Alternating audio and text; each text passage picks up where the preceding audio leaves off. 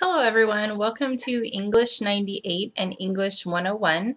My name is Jennifer Wertman and I am the instructor for the course.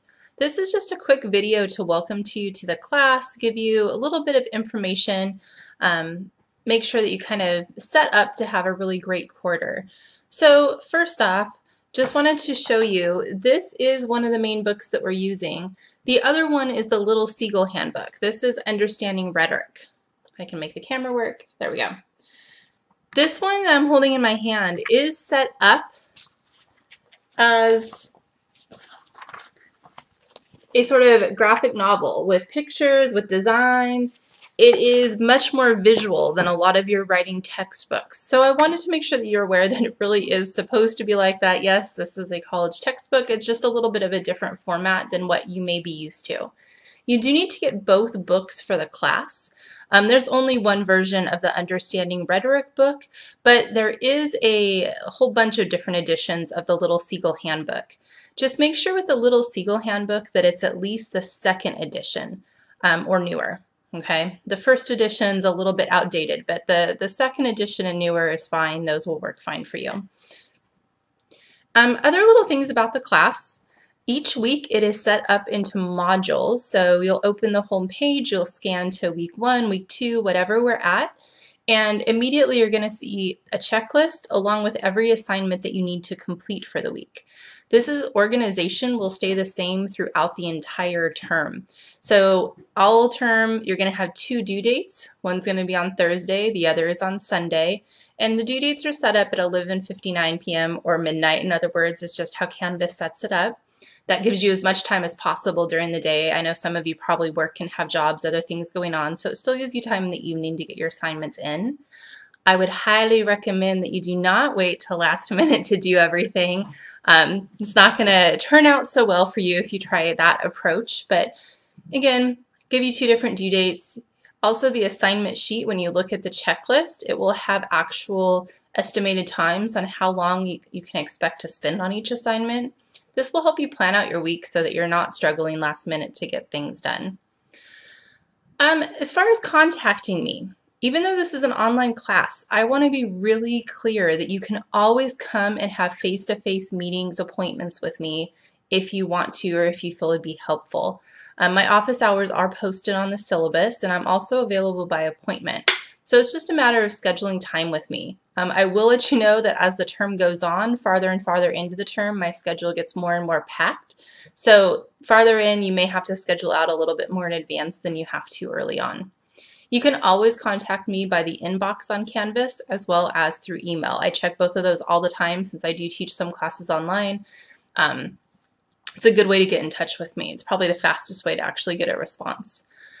Other things to know just about our course and how this class is going to work this term is, unlike other English classes that you may have had in the past, all the writing assignments, the major writing assignments at least, that we do for our class will be for a specific targeted audience, and you will actually submit, send, publish your document for that audience as part of the project. So every single thing we do is going to go to someone real. It's not going to just be for your instructor, which I know sometimes it can seem like you're only writing to the person that's grading you. But the reality is that the skills that you're learning in this class are going to be skills that you need to apply beyond English. You're going to need to apply them to other classes. You're going to need to apply them potentially out in the workplace or just in life. I recently had one of my previous students come to me because she was putting together a business proposal. Another student helped recently with a resume. Those are types of writing, and the skills that we work on in this class can apply directly to those places in your life where you really need to have some strong, clear writing skills.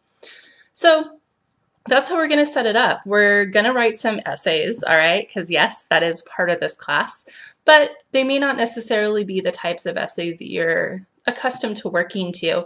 And we are going to do other writing genres besides essay writing. So we're going to get some personal writing, a little bit of a introduction into how you can use writing strategically to kind of benefit yourself.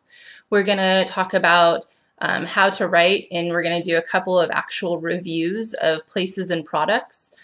Again, all of us probably go online and scan reviews to see what people say about something before we buy it.